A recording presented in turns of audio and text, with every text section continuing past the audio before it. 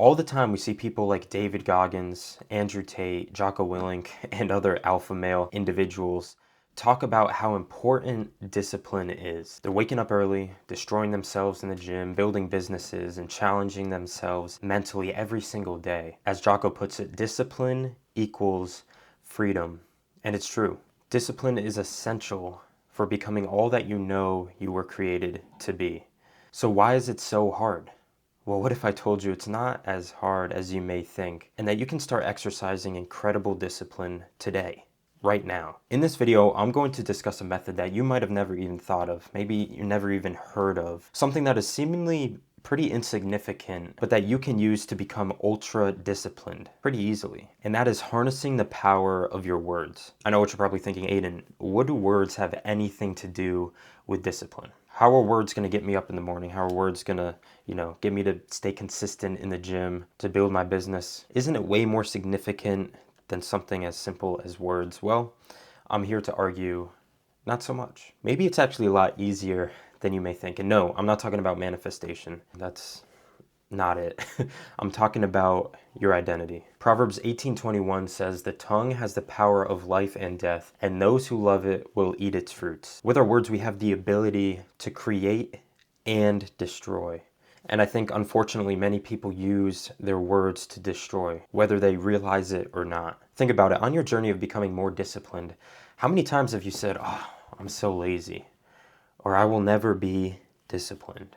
Maybe you've said, "No, I'm not going to do that. I don't feel like doing that right now." Or whatever. It doesn't matter that much. You might have not realized it, but saying things like this is actually keeping you imprisoned, and it's keeping you from becoming the disciplined person you desire to be. Henry Ford famously said, "Whether you think you can or you can't, you're right." This is the exact same concept. Whether you say you can or you can't, it soon becomes your reality. Not because the universe responds to your vibrations or anything, but because when you say you can't, you're literally deciding to limit yourself.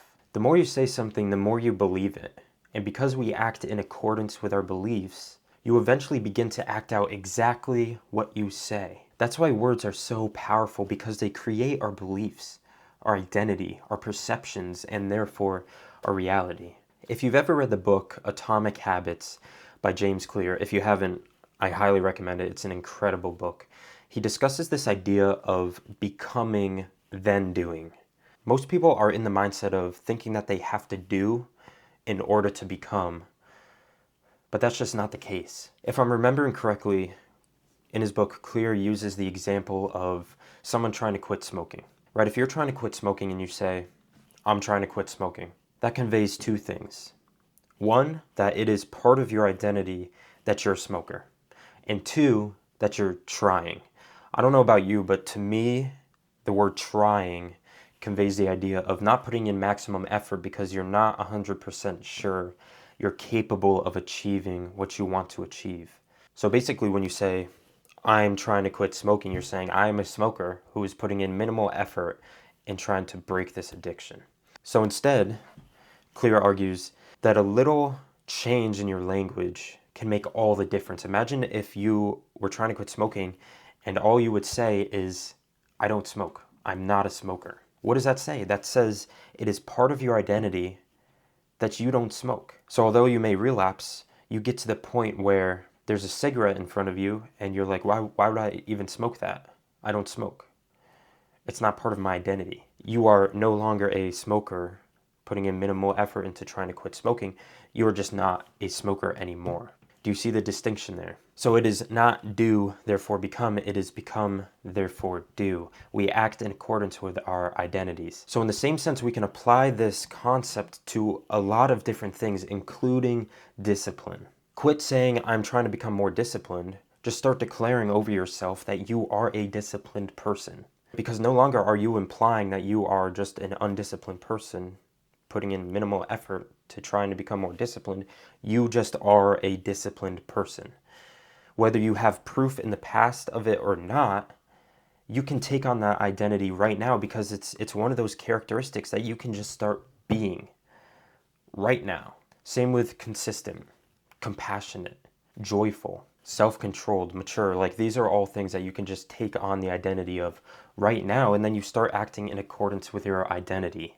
All you have to do is choose to adopt this characteristic into your life. And soon you will start waking up on time because no longer are you trying to become disciplined, you just are. You'll begin going to the gym consistently and making gains because you are a disciplined person. You are a healthy person. You're not trying anymore. You just are. You're doing out of the outflow of your identity. Hebrews 12:11 says, "No discipline seems pleasant at the time, but painful. Later on, however, it produces a harvest of righteousness and peace for those who have been trained by it." It's not comfortable in the moment, but it's simple. A minute change in your language could be the difference between you being completely undisciplined and disciplined, because it's a matter of your identity. It's a matter of what you're declaring over your life. So there's no sense in limiting yourself, limiting your capabilities anymore, because you know that doesn't serve you. And now it's time to take on a new identity. You are a disciplined person. You are a healthy person.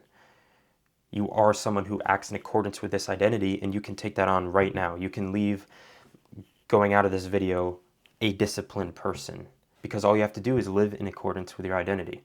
So try it out. Let me know down in the comments how this goes for you. It's a very interesting method that I think most people don't think of, or even think of. Listen, I've linked my newsletter, free newsletter, down below if you want to dive deeper into pursuing truth with me. I've been really enjoying writing, and I've been diving really deep into topics like this, right? And I'm going to continue to do that. So if you want to follow along with me on that journey, the link is down below. And as always, I appreciate you guys. I'll see you in the next one. Peace.